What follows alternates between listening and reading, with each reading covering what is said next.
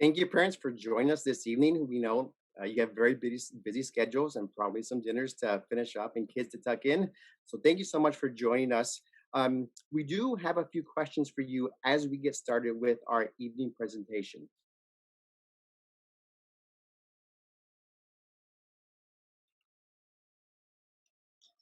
The first question is going to be, what do you want or need to know from today's session? You can place your answer in the chat, or if you'd like to unmute yourself, we welcome you to do so.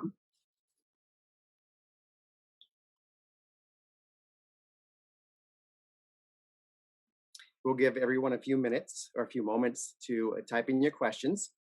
And as the questions come through, we do want to briefly review the agenda for tonight. We do want to talk about a little bit about this evening's purpose, why we are here tonight. Definitely want to take some time to discuss the enrollment options that you have as a parent, and we do want to review the academic expectations as your child transitions into middle school, and then we'll talk about important next steps that you can anticipate over the next semester.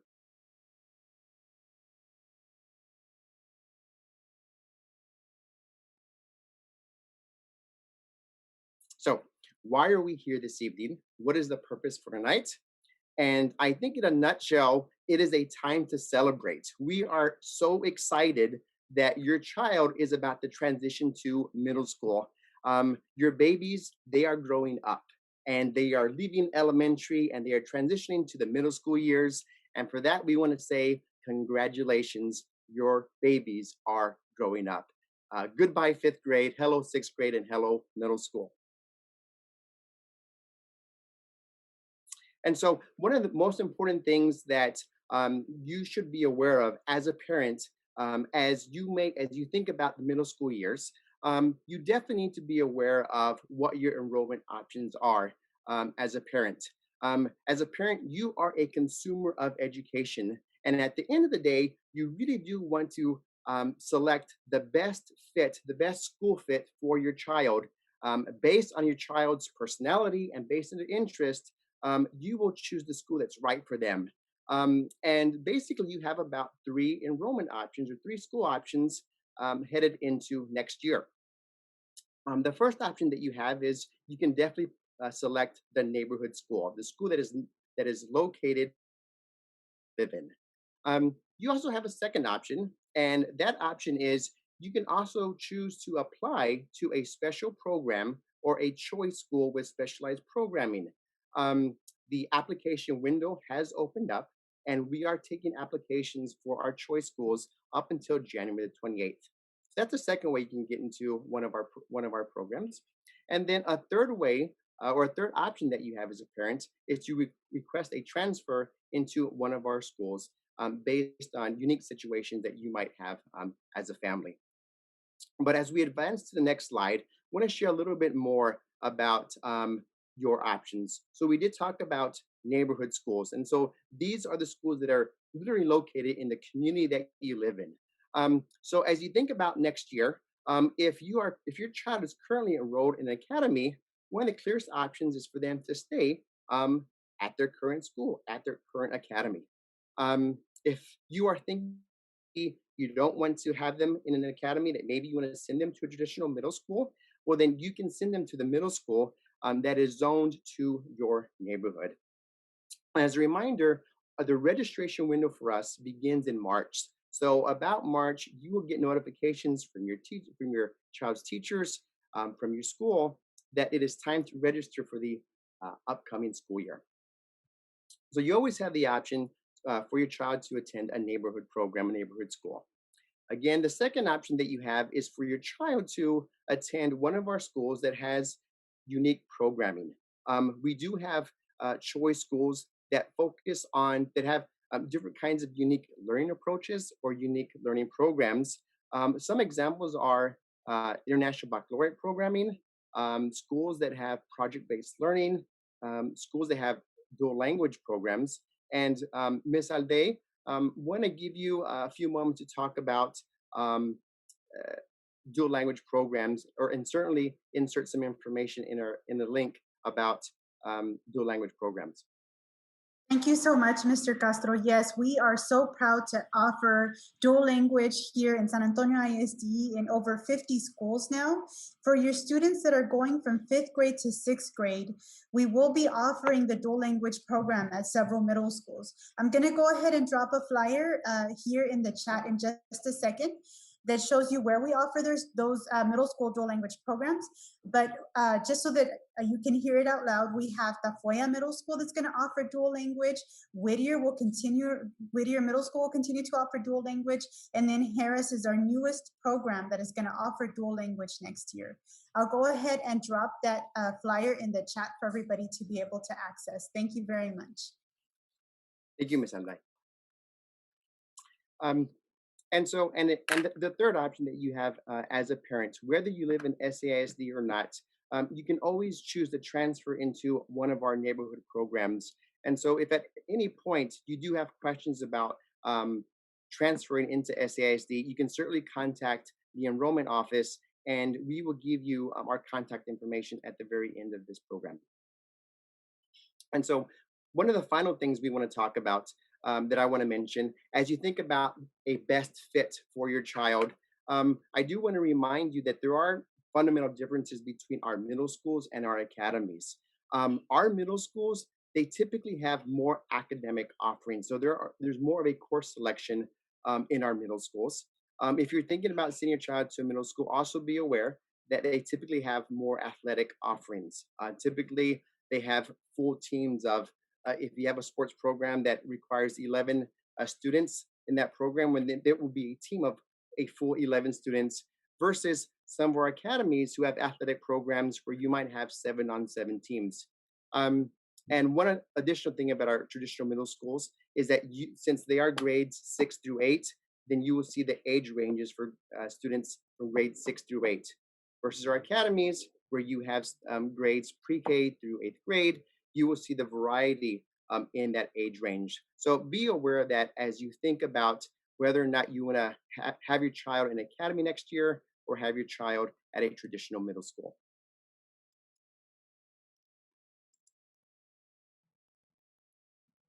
So before we transition to more information about middle school academics and about middle school expectations, want to see if anyone has any questions about enrollment options or choice schools. And if not, that's okay. You can always insert your question in the chat. And I'm going to ask Ms. Forte to continue with the program. All righty. Good evening, everyone. My name is Alma Forte, and I am a coordinator for school counseling in San Antonio ISD.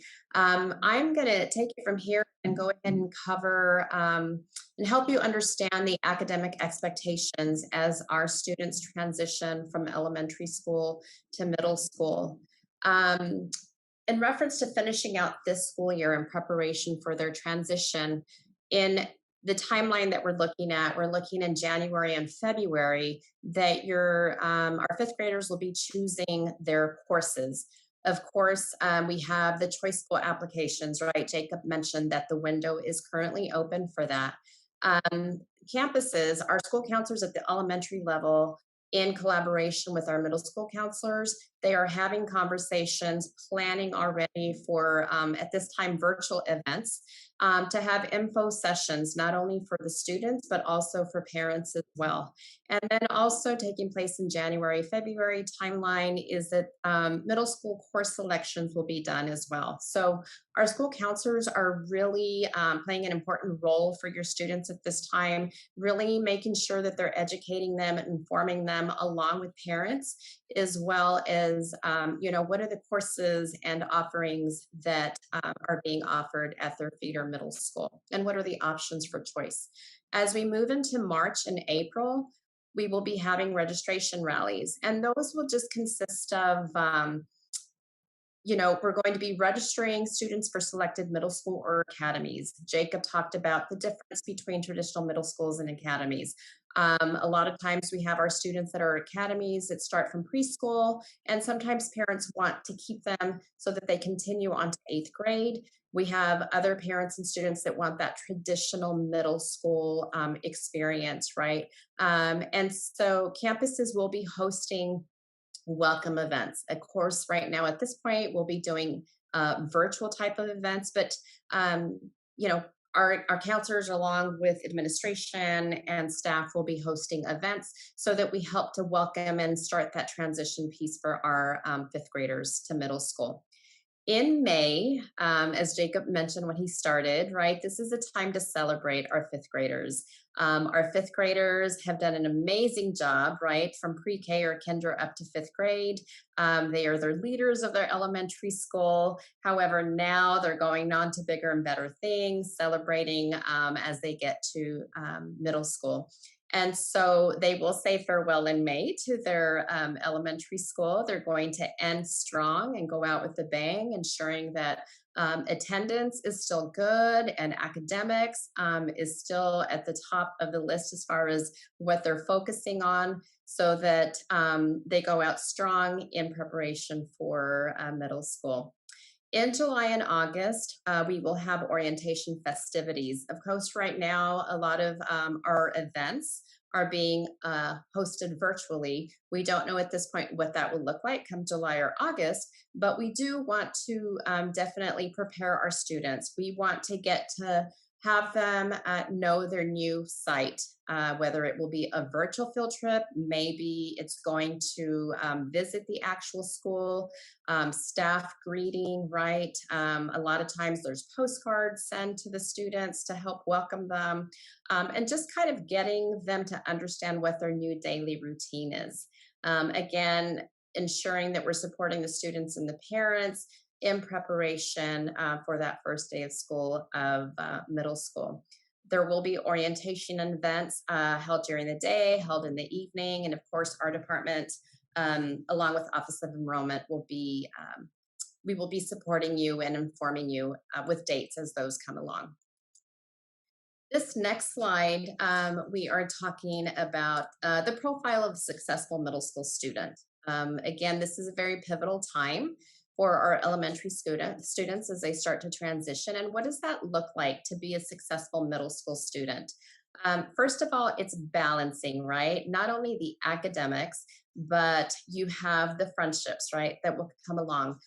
This is a time that's hard for elementary students because they may be leaving some of their friends behind in elementary. They may be going to a different elementary school. Some of their friends may be going to a different district. And so that's really crucial for an elementary student, right? So they're going to be looking for those new friendships that they will be creating, activities that maybe they didn't have in elementary school. Jacob mentioned now opportunities for sports, right? We know traditional middle schools offer a variety, and so do academies, a variety of sports, athletics, different groups, and just different, different organizations that they can be a part of.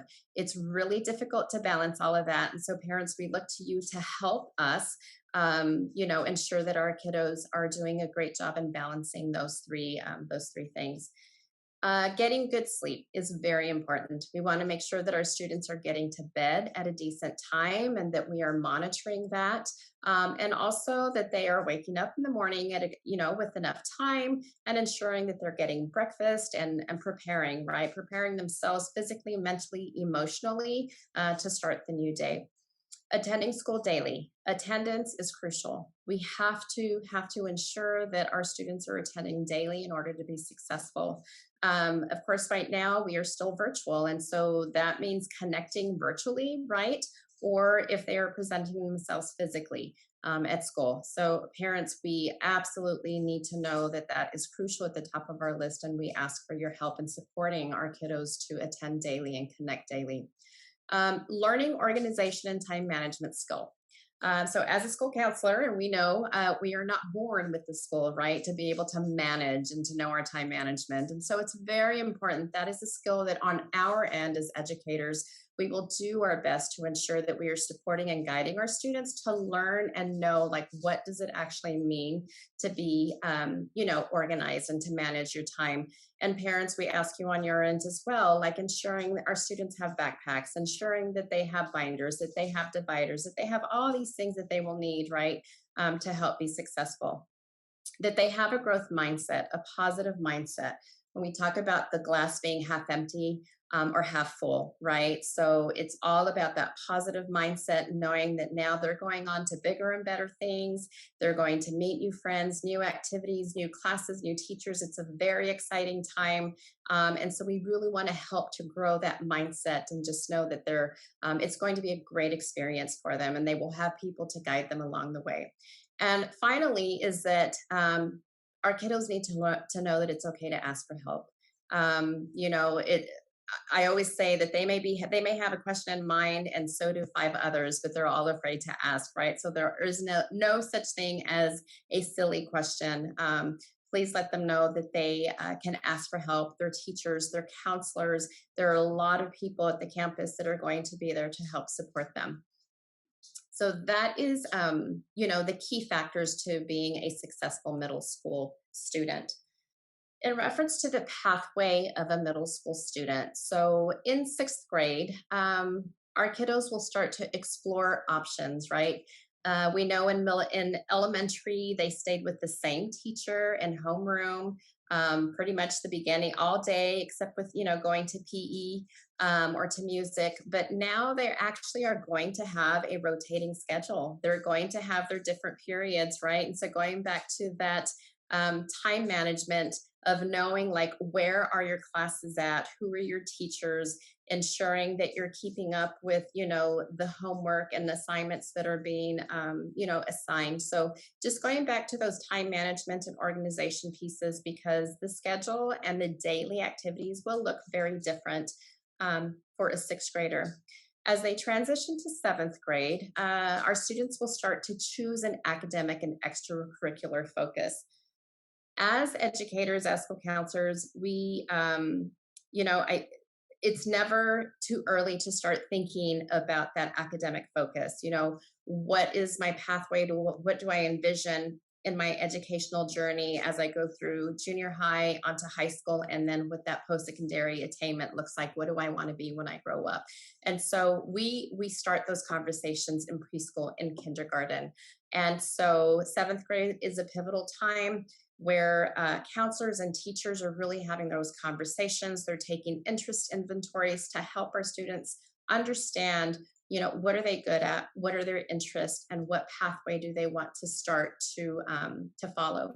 And then finally, in 8th grade, getting ready for high school. This is another pivotal time for our students, not only elementary to middle, but then here comes middle to high. And so, research shows that if educators and teachers and counselors play that pivotal important role in a student's life and help to guide them, then they will be successful when they go on to high school. And this is a time where they're going to select their endorsement. They're going to select their pathway.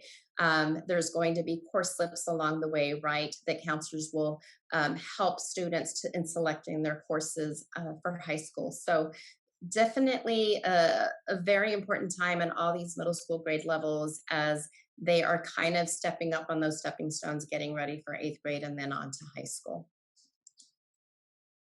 So what kinds of classes will your student be taking? So every year, while in middle school, they will have their 4 core subjects: English, math, science, and social studies. They will have additional classes. They will need to meet the 1-year minimum of a fine arts course. They will need to meet the 2-year minimum of a PE. And then, of course, they will have their electives. And we have there that it's specific to each school because it does look very different. Where we have maybe a new academy that may offer, choir and maybe band. You have traditional middle schools that maybe have been established for a while, and they have from mariachi to band to dance to you name it, right? So keeping all those things in mind when you are selecting your school choices. So again, that will be specific to each school. And then of course the extracurricular activities specific to each campus. That includes athletics and then different options in reference to clubs. So how do counselors help the students during those middle school years and during that transition from elementary to middle? Our counselors push in to classrooms. And right now, believe it or not, it is being done virtually as well. They are having lessons with our students in reference to organization. Again, we are not born with that skill of being, how do I organize? How do I prioritize? And so counselors push in to do lessons on organization. They help with test preparation. Of course, we know that they will have, the STAR. And then as they get ready for, from middle school to high school, we have that, ACT, SATs, and EOCs and whatnot. So lots of test preparation skills that counselors focus on. Of course, those study skills as well, and goal setting. Promotion activities.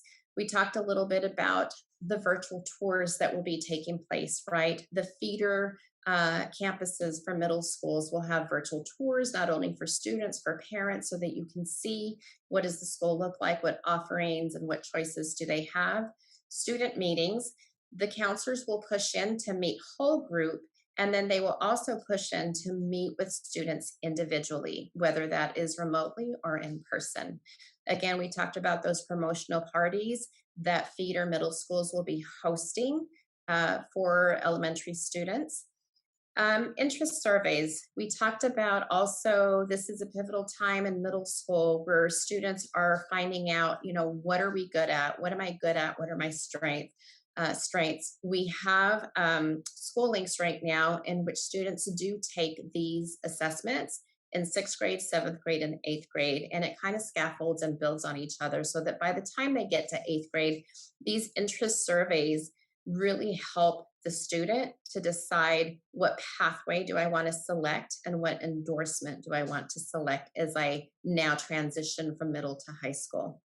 And then, of course, post-secondary readiness. We want to encourage our students and have them know that, it doesn't stop when we get to 12th grade. It continues. There's so many options after that as well. And this is where students are, kind of doing that self-talk and am I on the right path to meet my goals for college and career choices? When they get to high school, there are advisors, right, that help them, and the counselors as well. And so lots of people, again, to guide your children along the way and through this journey. So what are our next steps for our students? So parents, this is some important information that you can do and help your students to make sure that they're successful. Again, talking with your child about course selections. One of the last slides in this presentation has a link to the enrollment website, and this is where you can look at the options, right? The school options, what's going to be the best one. Get involved and volunteer, whether it's PTA, if your children are going to be involved in sports, that you go to support them, right, with those extracurricular activities. Knowing the school rules, be familiar with what the rules are, not only for the school, but for the district. Be familiar with the student handbook that is offered online, that you can go and look into that. Take attendance seriously. Attendance, again, is the #1 indicator also of how students will perform when they are at school and they are connecting. Then, good results will stem from that. So ensuring, again, that they're getting good sleep, getting a good night's rest, getting up in time, having breakfast, and that they are attending school daily. Attend conferences, parent-teacher conferences, attend meetings, and events as well. Not only events that happen during the day, but making arrangements for events that happen at nighttime also, and which we know those increase, the number of those increases, they go to middle school and then on to high school. Send your child to school ready to learn. We talked about enough sleep, getting breakfast, and just being prepared. Teaching study skills and organizational skills. We talked about how we will do whatever we can on our end to help support your child with learning those skills. We ask for your help in return at home, and ensuring that they are being organized by having their materials, having their homework done, and just being prepared and ready for the next day. Make time daily to talk about school with your child. You know, it's unfortunate that we don't sit down as families anymore, right, at the kitchen table and to just have our conversations about what did your day look like. But this is a really important time to be able to talk about not just, you know, how was your day, but tell me about your day. Tell me what you did. What were the good things that happened in your day? What were the things that were not so good? And just really making that connection and having good quality conversations with your children. So we're going to go back. We started with what do you want to know, or what do you want or need to know about academic expectations? So we kind of did a beginning, a middle, and now as we come to the closing, if you have any questions, this is a great time to either place it in the chat or you can unmute yourself and feel free to ask. And I don't know if we have anything in the chat at this point. No, we don't. I don't see anything. Okay. Alrighty. So these are the last few slides in our presentation. We mentioned, Jacob talked a lot about the enrollment pieces and the options. And so please know that you can definitely contact the middle school, right? Or you can go online to the Choice website. There is the link there, and it has all the information about the different choices, Choice website and enrollment website. Lots of information on those two. You also have the phone number, there's a text number, and then email as well. We also want to make sure that we give you contact information for the school counseling services, phone number, email as well, and then Office of Disability Services. Okay. So that concludes our presentation. I'm trying to stop sharing here. And on behalf of school counseling and Ms. Tiffany Venzer, I want to say thank you for allowing us to be with you today. Thank you so much, everyone, for participating.